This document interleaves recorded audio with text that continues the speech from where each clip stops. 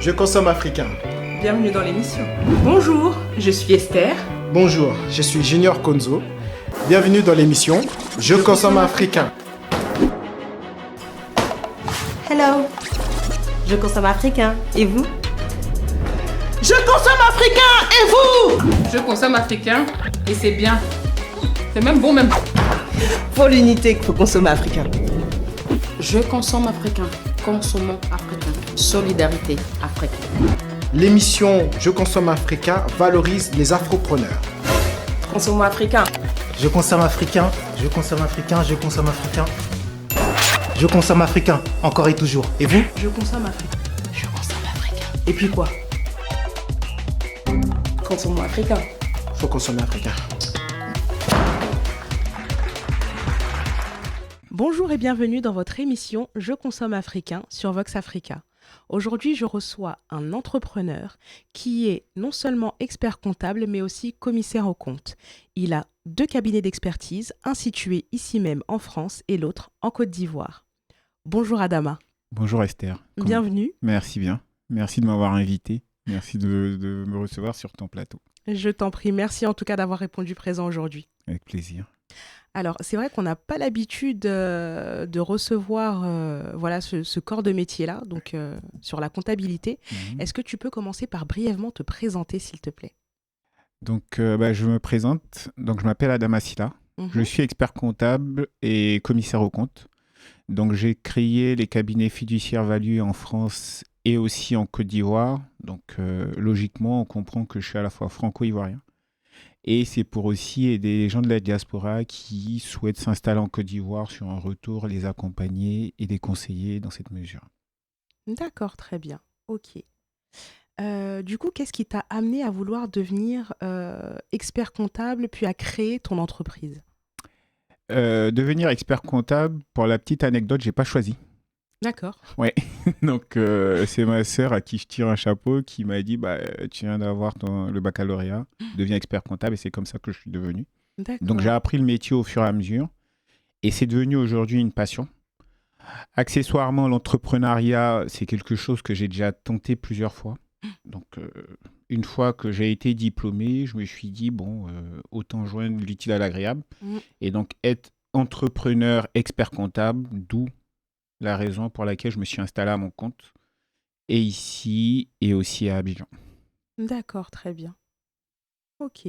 Ça, par contre, c'est quand même particulier, justement, de pas choisir son parcours, mais de trouver sa voie dans le parcours, entre guillemets, sur lequel on nous met.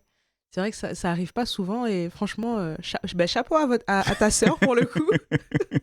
Et puis, chapeau à toi. Moi, personnellement, en comptabilité, j'avais 2 pour avoir bien écrit mon nom. Donc, franchement, je te félicite. On a besoin de personnes comme toi pour le coup. Non, mais je pense que, logiquement, en comptabilité, moi, j'avoue qu'avant d'y aller, je ne savais pas ce que c'était. D'accord. J'en avais entendu parler. Après, quand c'est arrivé, ils m'ont vendu le truc en me disant c'est des chiffres, tu vas être bien et tout ça. Bon, je suis allé. Et j'avoue que les principes de base m'ont plu. Et après, de fil en aiguille, vous savez, quand vous êtes passionné par quelque chose, vous ne voyez pas le temps passer. Et puis, d'ici là, j'ai gravi tous les échelons jusqu'à aujourd'hui être expert comptable. C'était l'objectif quand même d'arriver jusqu'au bout quand j'ai commencé. D'accord. Alors, quels sont les différents pôles d'activité de Fiduciaire Value aujourd'hui? Fiduciaire Value aujourd'hui, donc c'est d'abord de l'expertise comptable.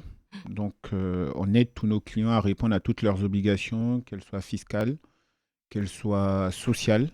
Parce que Fiduciaire Value aussi a un pôle social qui s'occupe de l'édition des bulletins de paie, d'aider les clients à rédiger des contrats de travail, de les suivre dans des cas de rupture conventionnelle. Donc, on a un pôle social. On a aussi un pôle juridique. Pas autant que les avocats, mais sur certaines formalités comme les PV d'approbation des comptes, on peut aussi aider ou donner un avis, même sans avoir fait du droit de manière poussée sur des contrats, en leur disant, dans la limite du possible, voilà ce qu'on en pense, sans pour autant être engagé. Et aussi du commissariat aux comptes, qui consiste à vérifier en fonction de normes, en fonction d'obligations, les documents comptables que produisent certaines entreprises qui passent certains seuils. D'accord. Du coup, oui, tu as répondu à ma question suivante, Suivante. excuse-moi. Dis-moi. Du coup, parce que je me demandais, voilà, c'était quoi vraiment un commissaire aux comptes et qu'est-ce qu'il fait? Un commissaire aux comptes, en gros, ce qu'il fait, c'est qu'il donne une opinion sur des comptes établis par une entreprise. En D'accord. disant, en gros, est-ce qu'elle respecte des normes qui sont éditées par la loi? Donc Mhm. ça peut être des normes juridiques, des normes fiscales, sociales. Mais aussi, ça peut être des normes environnementales, parce qu'aujourd'hui, on parle partout du RSE. Mais un commissaire aux comptes peut établir un rapport sur les données RSE que produit une entreprise. Donc, qui D'accord. peuvent être des données financières et des données extra-financières. Donc, un commissaire aux comptes, c'est aussi quelqu'un qui va vous aider en complément de votre expert comptable sans vous donner des questions, Mhm. sans vous donner des conseils, mais qui va vous donner des recommandations sur comment améliorer les choses. Que, D'accord. comme je dis aujourd'hui, l'avantage d'un expert comptable ou d'un commissaire aux comptes, c'est qu'on a beaucoup de clients. Donc, certaines choses qu'on a vues qui ont réussi chez des clients, on peut en parler ou les proposer à des clients pour leur donner des idées sur comment développer leur activité ou comment la diversifier, tout ça. Ok, d'accord. Ah oui, c'est vraiment large pour le coup.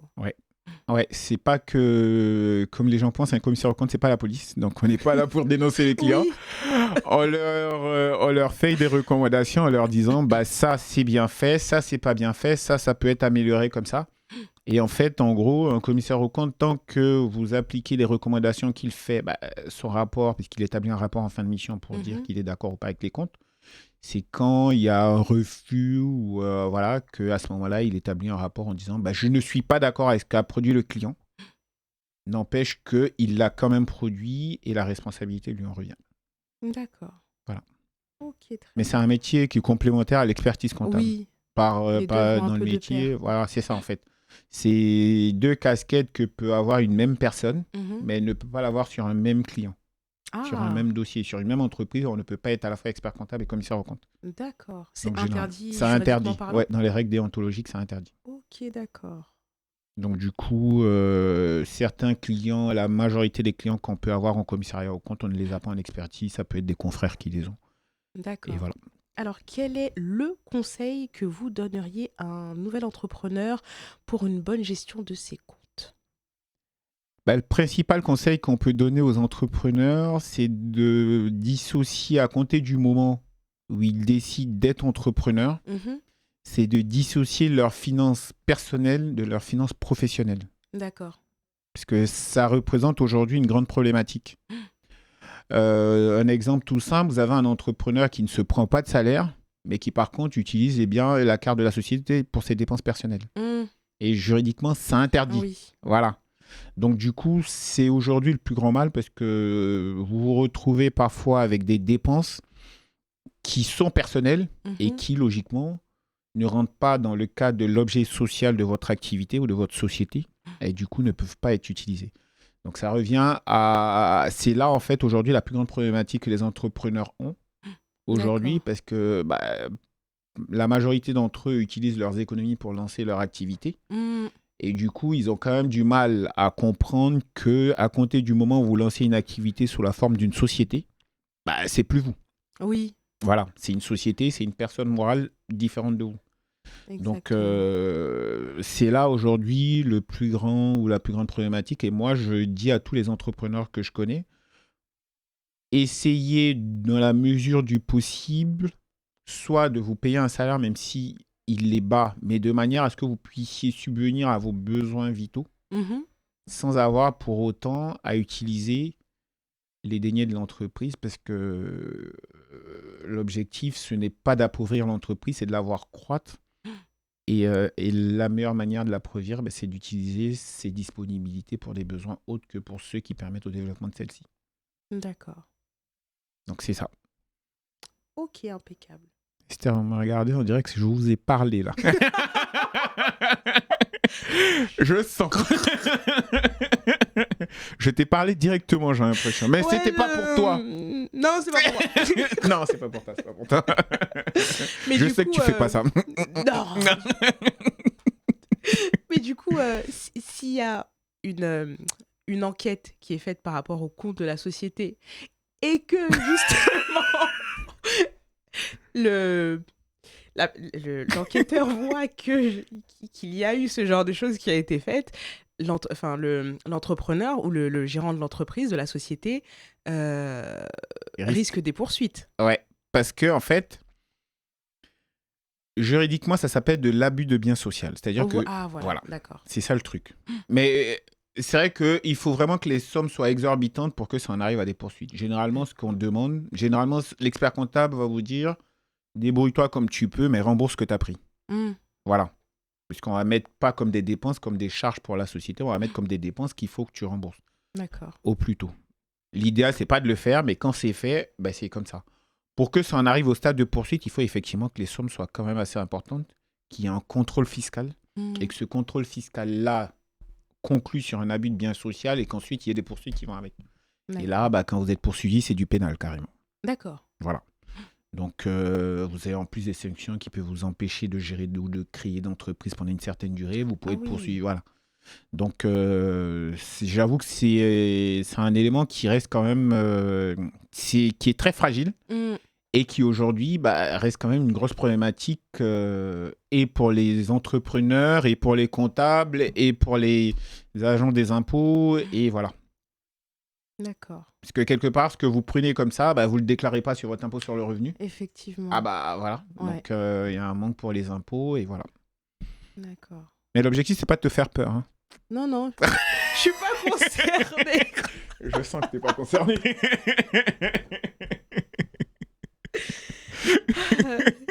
Je suis encore sauvée. Ouais. Merci en tout cas pour le conseil. Merci. Et j'espère que vous avez noté. Pour le coup, on va passer à la deuxième et dernière section de notre émission. Ouais. Et pour l'occasion, je vais te demander d'aller arborer une tenue un peu plus aux couleurs de chez nous. Ah, voilà, une tenue aux couleurs de chez nous. J'aime beaucoup d'ailleurs. Ah, merci. Très jolie chemise. Merci bien. Ici en France ou elle vient de... Ici en France en plus, je l'ai faite ici. D'accord. Ouais. Ok. Sympa. J'avoue. Le tissu m'a plu, donc Ouais. j'en ai fait une petite tunique. Vraiment jolie. Alors, du coup, on va passer au fameux 2 minutes pour convaincre. D'accord.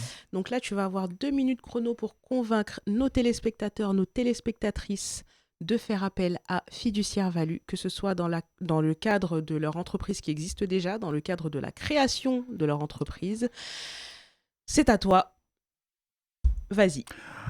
Pourquoi retenir Fiduciaire Value en matière d'expertise comptable et de commissariat aux comptes? Parce que Fiduciaire Value, c'est une équipe à taille humaine. Nous avons des valeurs qui sont la disponibilité et la réactivité. Nous sommes aussi un cabinet qui veut se positionner sur la diaspora, aider nos frères et nos sœurs dans tous les besoins qu'ils peuvent avoir d'ordre comptable, fiscal ou social, et même juridique. Aujourd'hui, nous aussi avons développé une activité qui permet, pour l'instant, à toute personne qui souhaite s'installer à Côte d'Ivoire, de faciliter leur installation sur toutes les démarches, allant de la création jusqu'à la gestion. En France aussi, nous faisons cela, c'est-à-dire que les entrepreneurs que nous avons, ça peut être des porteurs de projets, tout comme des entreprises aguerries, que nous suivons et à qui nous permettons de passer des caps au fur et à mesure. Nous sommes une équipe qui répond tout le temps au téléphone et nous apportons le maximum de conseils à toutes les personnes qui nous sollicitent. Voilà. Mais écoutez, tout est dit, donc n'hésitez pas.